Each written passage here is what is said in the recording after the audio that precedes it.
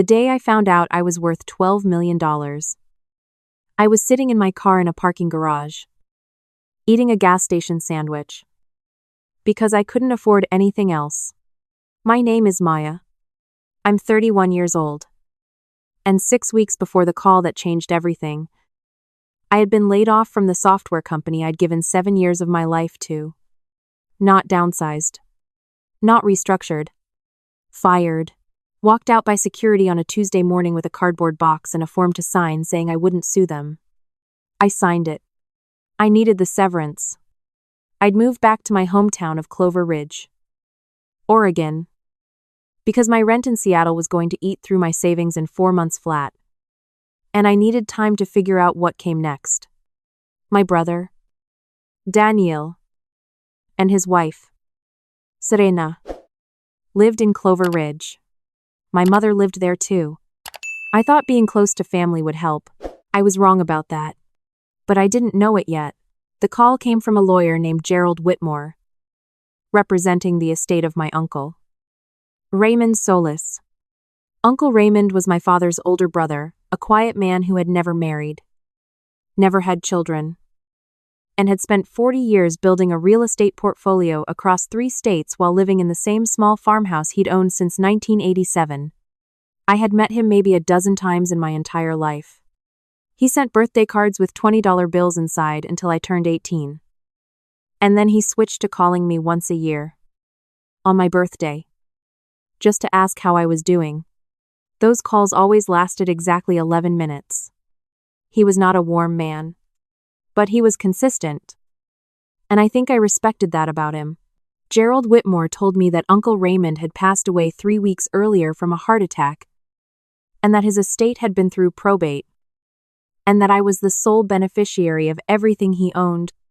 I asked Gerald to repeat that. He did. $12,400,000. Plus the farmhouse on 11 acres outside of town, which had been appraised separately. I sat in that parking garage for a long time after I hung up. I ate the rest of my sandwich. The fluorescent light above me was flickering. And somewhere 2 levels down, a car alarm was going off.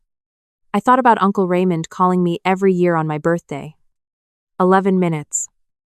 Every time. Asking about my job, my health, my plans. I thought about how I always rushed those calls. How I always had somewhere else to be. I cried a little. Then I wiped my face and called Gerald Whitmore back to ask what I needed to do next. The first thing Gerald told me was to keep it quiet. He had seen enough inheritance situations to know that money changed people, and not always for the better. He advised me to tell no one the specific amount until everything was legally transferred and I had spoken with a financial advisor. I agreed. It seemed reasonable. I am, by nature, a private person. So I told my mother only that Uncle Raymond had left me something. I told Daniel the same thing when he texted asking if I'd heard from a lawyer. Daniel had always been closer to our father's side of the family than I was. And I could hear something careful in the way he asked. Something that was trying too hard to sound casual. What I didn't know, what I had absolutely no way of knowing at the time, was that Daniel already knew the number. Serena had a friend who worked at a title company in town. Property records are public. Uncle Raymond's farmhouse transfer had already been filed. And someone had talked. But I didn't know any of that yet. I was still operating in the world where my brother was someone I could trust. I met with Gerald 3 days later and signed the initial paperwork. He gave me a timeline, roughly 60 days for full transfer of liquid assets. In the meantime, he suggested I visit the farmhouse and begin assessing what needed to be done with the property. I drove out there on a Thursday afternoon. It was October, and the fields around the property were dry and golden. And the old farmhouse sat at the end of a gravel driveway, lined with oak trees that had probably been there longer than any of us. The house was unlocked. Uncle Raymond had apparently not believed in locking his doors, which Gerald mentioned with a look that suggested he found this professionally alarming. I walked through every room. It smelled like old wood and motor oil, and something faintly like cedar. His furniture was simple and old and good. His kitchen had a cast-iron skillet on the stove that looked like it had been there for 30 years. I stood in the middle of his living room and felt the specific grief of losing someone you realize too late that you never really tried to know. I decided I wanted to live there. Not immediately. There were things to fix, things to update, but eventually, it felt like the right thing to do with a house that had been someone's whole life. I drove back to my rental apartment and made a list of contractors to call. 3 days later, I was in a car accident. I had been driving back from a hardware store on the edge of town, where I'd gone to price out lumber for the porch railing that needed replacing. It was early evening, just getting dark. I was on Route 9, a 2-lane road that runs along the ridge above town. A truck ran a red light at the intersection near the bottom of the hill. I didn't see it until it was already in my lane. I don't remember the impact. I remember the light being wrong, too bright. Then nothing. Then I was in a hospital bed, and a nurse was telling me I had been there for 2 days. 2 days. I had lost 2 entire days. I had a serious concussion, 4 broken ribs, a fractured wrist, and a laceration along my left temple that had taken 11 stitches to close. The doctors told me I was lucky. I believed them. Mostly because the alternative, that this was what unlucky felt like, was too much to sit with. My mother came to the hospital. She held my hand and cried and told me she'd been so scared. That part was real, and I'm not taking it away from her. Daniel did not come. He texted me. On day 3, after I'd been moved out of the ICU and into a regular room, my phone finally had enough charge to turn on. And I had a text from Daniel that said, "Hey, just heard. That's really scary. I hope you're okay. Things are crazy here. We'll try to come by soon." He did not come by soon. He did not come at all. I told myself he was busy. Daniel worked in commercial HVAC, and fall was his busy season. I told myself there was a reasonable explanation. I told myself a lot of things in that hospital bed. Because the alternative, that my brother didn't care enough to show up when I had been unconscious for 2 days, was something I wasn't ready to face. Serena didn't come either. She sent a Facebook message with a string of heart emojis. My friend Caitlin, who I had known since the 7th grade, and who drove 2 hours from Portland when she heard, sat with me for an entire day, and brought me a real meal from a restaurant and made me laugh for the first time since the accident. She is a better person than most of the people I am related to. I was in the hospital for 9 days. Gerald Whitmore called on day 5 to check on me and to let me know the estate transfer was still on track. He had heard about the accident. Clover Ridge is small, and he expressed concern that I had no one managing the farmhouse property while I was hospitalized.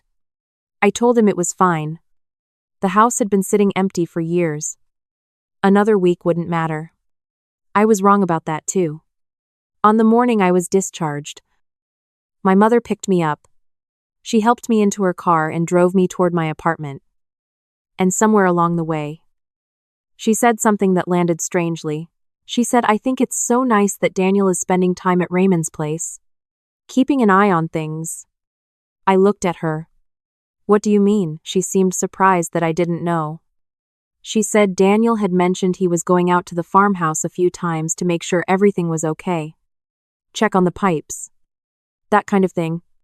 I didn't say anything for the rest of the drive. That afternoon, when I should have been resting, I drove out to the farmhouse. There were 2 cars in the driveway. One was Daniel's truck. The other was a silver SUV I didn't recognize. The lights were on inside the house. Through the front window I could see movement. I sat in my car in the driveway for a moment. My ribs hurt. My wrist was in a brace. I had 11 stitches in my head. Then I got out and walked to the front door and opened it. Daniel was in Uncle Raymond's kitchen, eating at the table. Serena was on the couch with her laptop. And in the corner of the living room, stacked neatly against the wall, were cardboard boxes. A lot of them, the kind you use when you're moving in. Daniel looked up and saw me. For exactly 1 second. Something moved across his face. Surprise. Guilt. Calculation. All three. Very fast. And then it was gone. And he was smiling. Maya. He said. You're out. I thought it was tomorrow. It was today. I said. What is this? Serena looked up from her laptop. She smiled too. They were both smiling. And something cold moved through my chest. Daniel explained very calmly. Very reasonably. The way you explain something to a person you think might be confused, that he had been coming out to check on the property.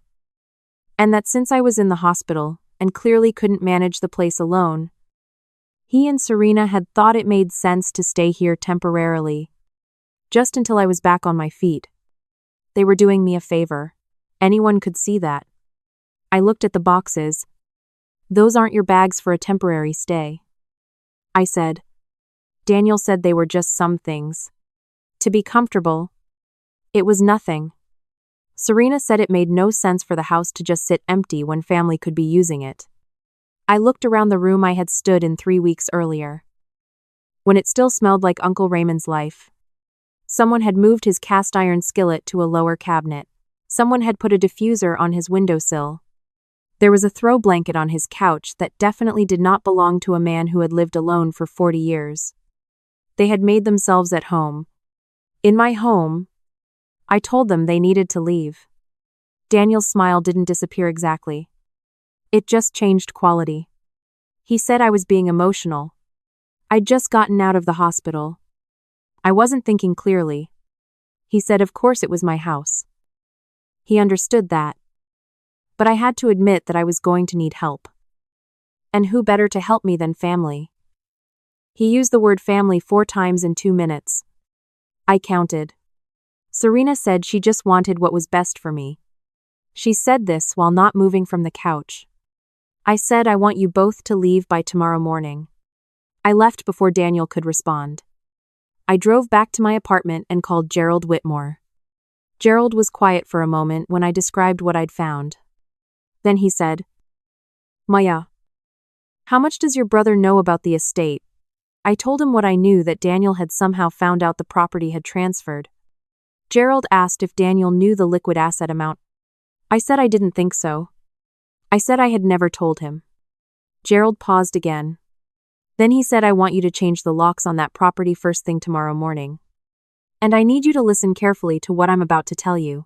He told me that in the 3 days I had been in the hospital before my phone was charged, someone had called his office, not him directly, but his receptionist claiming to be my representative, asking questions about the timeline of asset transfer. Gerald's receptionist had given no information and flagged it, which was why he was mentioning it now. He hadn't wanted to alarm me while I was still in the hospital. I asked if the call had come from a man or a woman. He said a woman. I thought about Serena on the couch with her laptop, smiling. I called a locksmith that evening. The next morning, a Saturday, I drove to the farmhouse at 7 a.m. The locksmith met me there at 7:30. By 8 o'clock, the locks on every door were changed, and I had the only keys. Daniel's truck was not in the driveway. The silver SUV was gone. Most of the boxes were gone too. Not all of them. They'd left in a hurry. But they had not left cleanly. On Uncle Raymond's kitchen table, they had left behind a folder.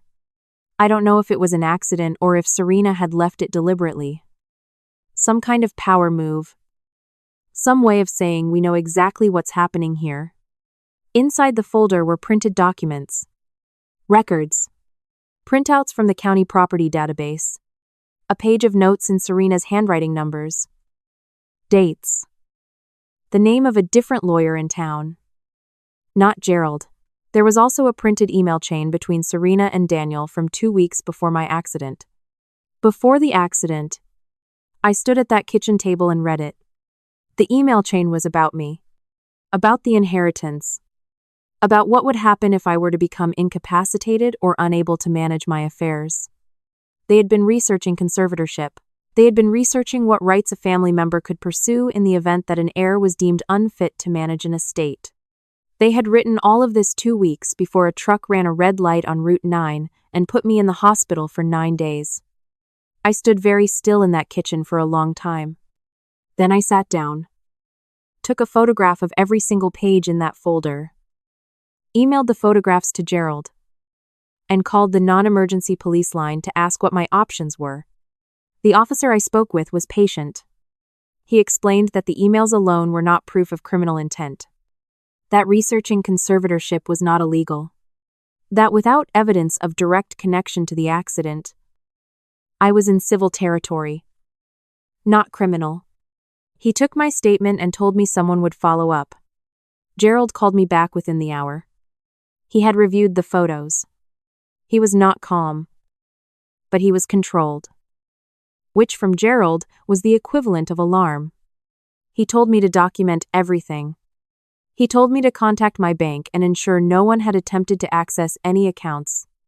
He told me he was filing a formal complaint about the call to his office and that he was adding additional security measures to the estate transfer process immediately. He also said, "Maya, I need to ask you something. And I need you to be honest with me. Do you believe your brother knew about your uncle's estate before Raymond passed?" I thought about the text Daniel had sent. Not asking if I was okay. Asking if I had heard from a lawyer. I said yes. I think he knew. The next 2 weeks were the most methodical of my life. I am, at my core, a software engineer. I am trained to find the bug. I am trained to trace the problem back to its source. Serena's friend at the title company had talked. That was the source of how they knew about the property. That was relatively minor property transfers are public record. And while it was a breach of professional decorum, it wasn't illegal. But I kept coming back to the emails, to the timeline. I hired an independent investigator. Gerald recommended someone he had worked with before, and I asked her to look into the accident. Not to find Daniel. Not with an agenda. Just to look. Her name was Patricia Owens. And she had the kind of eyes that made you feel like she'd already figured out what you were going to say before you said it. She looked into the accident for 10 days. What she found was this: the truck that had hit me had been reported stolen 2 hours before the accident. The driver had fled the scene and had not been found. The theft had been reported from a neighborhood 4 blocks from Daniel and Serena's house. That alone was not proof of anything, but Patricia also found something else. 3 weeks before the accident, Serena had attended a community board meeting for something called the Ridgeline Revitalization Project, a small local development initiative that, as it turned out, had been eyeing Uncle Raymond's 11 acres for over a year. The project had stalled because the land wasn't for sale. Now, with Raymond dead and the land transferring to a recently unemployed woman who might be easily pressured, certain parties were apparently very interested in whether a deal might be possible. Serena had attended that meeting. Serena had introduced herself as a family representative of the incoming property owner. 2 weeks before the accident, I gave everything Patricia had found to Gerald. I gave a copy to the police. I don't know everything that happened next at the investigative level, because some of it was out of my hands by then. What I do know is that a detective came to see me, and then came to see Daniel, and that Daniel called me afterward not to apologize, but to tell me I was making a mistake, that this was family, that I was going to regret this. He used the word family again. He still thought it meant something different to me than it did to him. It didn't. I filed a civil suit against Daniel and Serena for unlawful occupation of my property and for the unauthorized representation of my estate interests at the Ridgeline meeting. I filed a separate complaint with the state licensing board about Serena's conduct. Gerald sent formal cease and desist letters to every party involved with the Ridgeline project who had communicated with Serena under the assumption that she had any authority over my land. My mother called me 3 times during all of this. The first call, she cried. The second call, she told me I was being too hard on Daniel, that he was family, that I needed to think about what I was doing to the family. The third call, She asked if I was really going to let this go to court. I told her I already had. She hung up. We haven't spoken since. And I'm not going to pretend that doesn't hurt. Because it does. But I have learned something in the last year that I think is important. And it is this: love, without accountability, is just loyalty. And loyalty to people who are willing to hurt you is not something you're obligated to maintain. The civil case settled. Daniel and Serena did not admit to anything. Because that's how settlements work. But the terms were not in their favor. They paid for every lock I changed, every legal fee I incurred, and a sum that my lawyer described as significant and that I described as not the point. But fine. The criminal investigation into the accident is ongoing. I have been told not to discuss it further. So I won't. I live at the farmhouse now. I fixed the porch railing myself. It took me 3 weekends and a YouTube tutorial and my friend Caitlin holding boards while I drilled. But I did it. The cast iron skillet is back on the stove. I found Uncle Raymond's old birthday card records in a box in the bedroom, a list of names going back 30 years. With the amounts he'd sent written next to each one.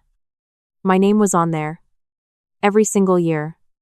$20 until I was 18. And then a note that just said called. He'd kept a record of every call too. Date. Length.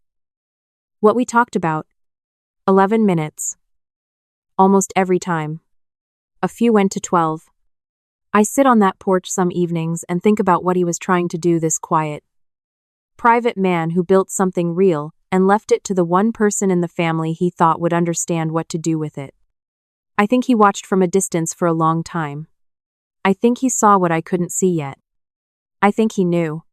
The money is real. And it has changed my life. And I won't pretend otherwise. But that's not actually what this is about. What this is about is the moment I stood in the parking garage eating a gas station sandwich and found out that someone had believed in me quietly. From a distance. For 31 years, and that the people I had assumed were in my corner had been watching that inheritance like something that was already theirs. You find out who people are when the stakes are real. And then you change the locks.